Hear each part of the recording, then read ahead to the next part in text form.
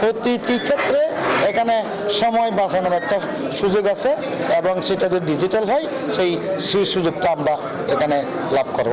অপরাধের ধরন বদলাচ্ছে, বাড়ছে প্রযুক্তির ব্যবহার, কিন্তু সেই তুলনায় দেশের ফৌজদারি বিচার ব্যবস্থা এখনও অনেকাংশে প্রচলিত কাঠামোর উপর নির্ভরশীল।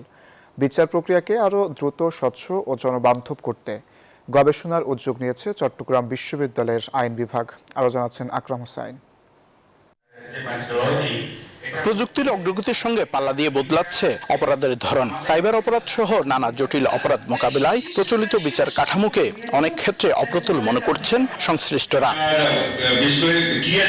গবেষণা সেমিনারে আইনজীবীরা বলেন, সময়ের চাহিদা অনুযায়ী ফৌজদারি বিচার ব্যবস্থাকে প্রযুক্তি নির্ভর ও আধুনিকায়ন করা জরুরি।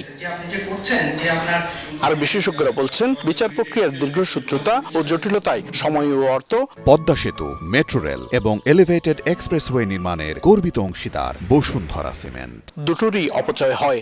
প্রতিটি ক্ষেত্রে এখানে সময় বাঁচানোর একটা সুযোগ আছে এবং সেটা যদি ডিজিটাল হয় সেই সুযোগটা আমরা এখানে লাভ করব। এ সময় বিচার ব্যবস্থার বিভিন্ন স্তরে ডিজিটাল সংস্কারের সম্ভাবনা ও করণীয় নিয়ে কথা বলেন চট্টগ্রাম বিশ্ববিদ্যালয়ের উপাচার্য।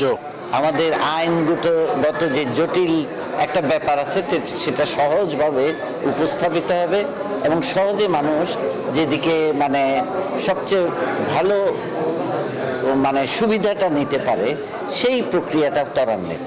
গবেষণা প্রকল্প সংশ্লিষ্টরা জানান, বিচার ব্যবস্থা ও আইন শিক্ষায় প্রযুক্তির কার্যকর সমন্বয় ঘটিয়ে যুগোপযোগী সংস্কার মডেল তৈরি করাই তাদের মূল লক্ষ্য।